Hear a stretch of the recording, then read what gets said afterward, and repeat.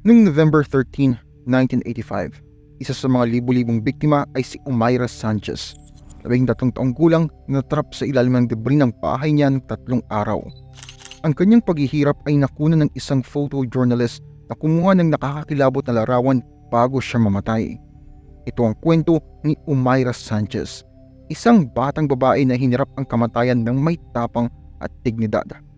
Pero bago natin simulan, make sure na i-hit mo yung like button at subscribe ang channel ko kung hindi mo pa nagagawa. At kung gusto mong ma-notify sa bawat bagong video, i-click din yung bell notification icon. Malaking tulong sa akin yun at sobrang na-appreciate ko yun. Nagawa mo na? Alright, simulan na natin. Ang bayan ng Armero ay matatagpuan sa lambak ng Lagunilla River, mga 100 kilometers sa kanluran ng Bogota, ang kabisera ng Colombia. Ito ay isang mapayapa at maunlad na bayan na may halos 28,000 na katao, karamihan ay mga magsasaka at mangangalakal. Kilala rin ang bayan dahil sa magandang tanawin at sa patron saint ito na si Our Lady of Miracles. Pero may nakabantay na panganib ang Armero na mas mataas sa bayan ng higit sa 5,000 meters.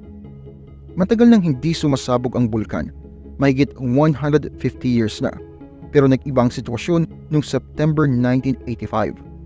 Sinabi ng mga scientists na kapag sumabog ito, may lahar na lalabas na parang mudslide sa sobrang bilis ay kayang ma-wipe out ang lahat ng madadaanan nito. Hindi sila nakinig sa mga paalala at hindi nila nilisan ang bayan. Tingin nila hindi seryoso ang bulkan at protektado ang bayan mula sa mga lahar. Pero nagkamali sila. At dahil doon, maraming buhay ang nasayang.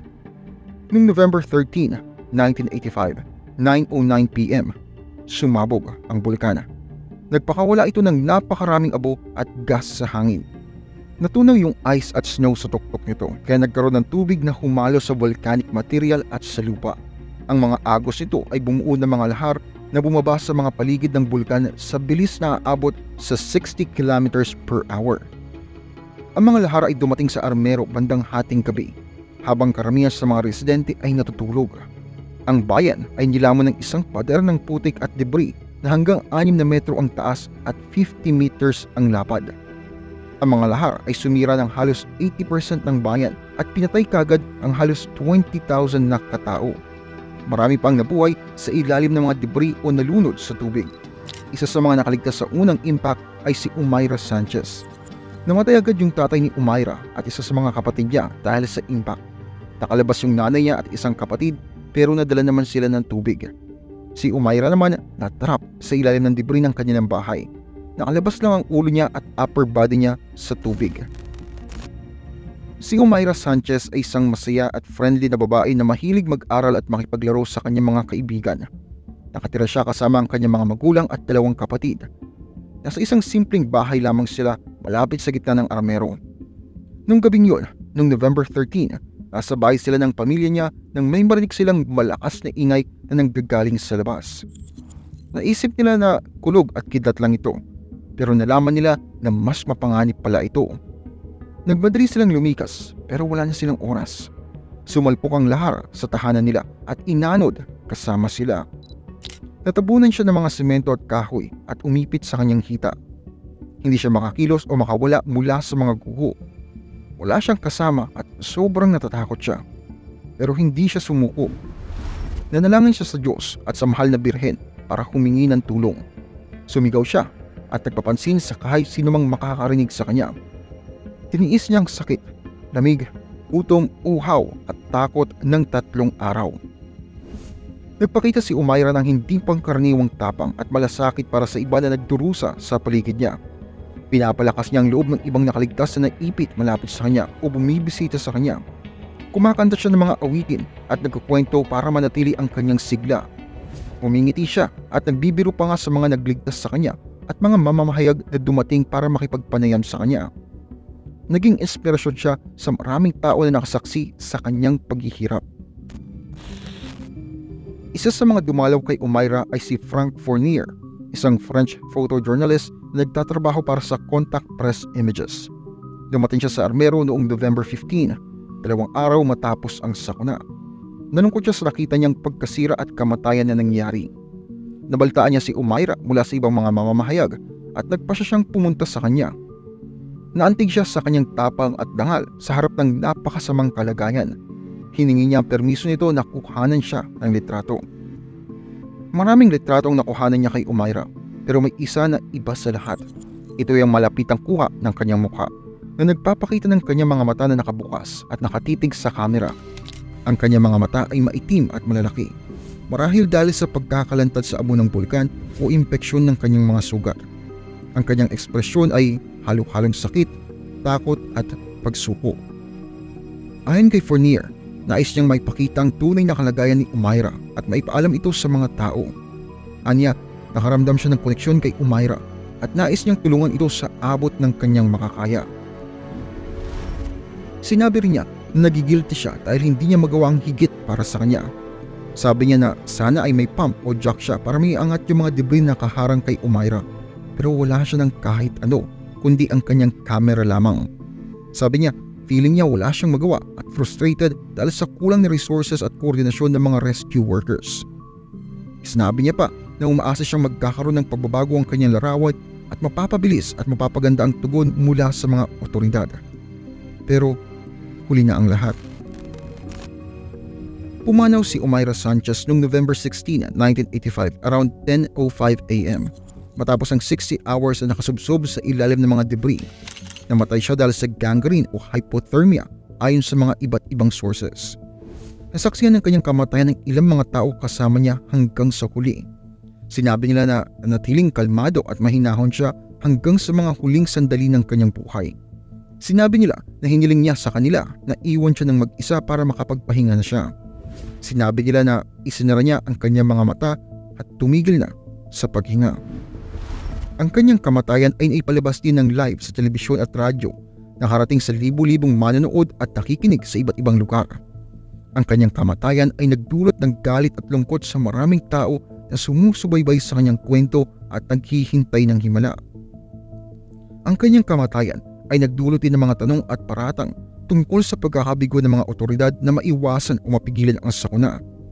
Maraming tao ang nagpaparatang sa gobyerno dahil hindi nila inilikas ang bayan bago sumabog ang bulkan. Hindi sila nagpadala ng sapat na tulong pagkatapos ng pagsabog at wala silang sapat na kagamitan o tauhan para ilikas ang mga nakaligtas. Maraming tao rin ang sinisisi ang media dahil sa pagsasamantala sa paghihirap ni Umaira at sa pakialam sa mga rescue efforts. May mga taong nag-akusa kay Fournier at sa iba pa mga journalists na wala raw silang pakiramdam at mahilig manood dahil sa pagkuha ng mga larawan ni Umaira nang hindi siya tinutulungan. May mga taong nag-akusa sa kanila na nakakasagabal pa sa mga rescue workers dahil nakapalibot sila kay Umaira at gumawa ng false expectation na maililigtas siya. Dinipensahan naman ni Fournier ang kanyang ginawa sa pamamagitan ng pagsasabi na hindi siya nakailam sa mga rescuer at iginalang niya ang kagustuhan ni Umaira. Sinabi niya na hindi niya sinamantala ang kanyang kalagayan kundi sinubukan niyang magbigay ng kamalayan at awa para sa kanya at para sa iba pa mga biktima ng sakuna. Sabi niya, hindi niya nilikha ang mga maling pag-asa kundi pinakita niya ang katotohanan na nangyayari. Sinabi rin niya na ang kanyang larawan ay may positive impact sa paglikha ng mas maraming atensyon at tulong para sa armero at iba pang mga lugar na naapektuhan.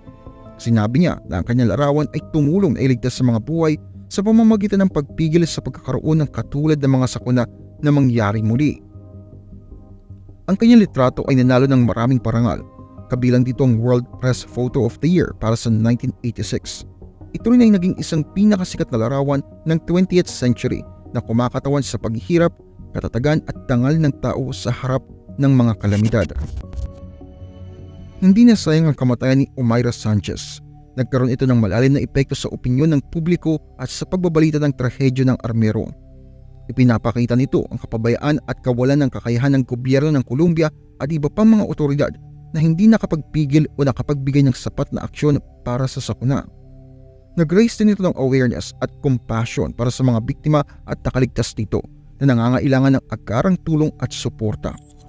Ang Armero tragedy ay isa sa mga worst natural disasters sa kasaysayan. Pinatay itong mahigit 23,000 na katao, mga 80% ng populasyon ng Armero at nasugatan ng mahigit 5,000 na iba pa. Nagdulot din ito ng malawakang pinsala sa infrastruktura, agrikultura at kapaligiran sa ilang mga bayan at rehiyon ng Colombia.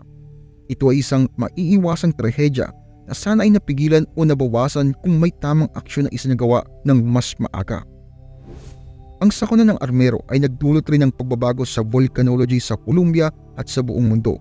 Ito ay nagsulong ng scientific research at pagbabantay sa galaw at banta ng bulkan sa Colombia at iba pang bansa na may kaparehong sitwasyon. Ito ay nagpa-improve din sa communication at cooperation ng mga volcanologists, authorities, media outlets at communities na nasa peligro ng pagputok ng bulkan. Nagbigay ito ng daan sa mga bagong patakaran at protokol para sa pag-iwas at pamamahala ng kalamidad sa Colombia at sa iba pang lugar. At ito ang video natin for today. Sana nagustuhan mo ito at natuto ka ng isang bagay mula dito. Sana rin naantig ka ng kanyang katapangan at pananampalataya at na-inspire ka ng kanyang legacy. Ano ba masasabi mo tungkol sa kwento na ito? May mga question o comments ka ba? May mga suggestion ka ba para sa next topic na gusto mong i-cover natin dito? Ilagay naman yan sa comment section sa baba. Maraming salamat sa panonood nyo. Kung nagustuhan nyo ang video, pakibigyan ng thumbs up at i-share sa inyong mga kaibigan, kapamilya o kahit kanino basta interesado sa topic na ito. At huwag kalimutan mag-subscribe sa aking channel at pinutin ang bell notification para ma-notify ka kapag may bago akong video.